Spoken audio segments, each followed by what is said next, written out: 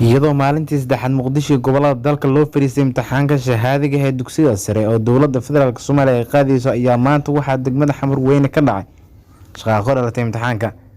ugu yaraan 5 arday oo qaarkood ay rasaasi ku dhacday ayaa ku dhaawacmay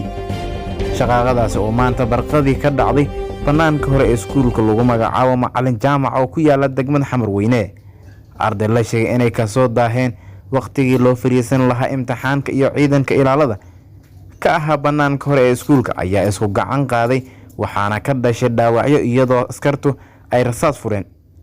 ardayda qaar oo warbaahinta la hadlay ayaa sheegay in loo ballamiyay 7 subaxnimo balse markii ay yimaadeen laga furi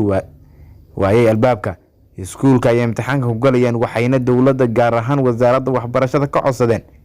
inay cadaalad helaan markii loo diiday ardaydaas inay gudaha u galaan iskuulka waxay isku dayeen inay xoog ku galaan iskuulka si imtixaanka ay uga qayb qaataan oo uusan u dhaafin balse waxaa rasaas iyo gacan qaad kala hor yimid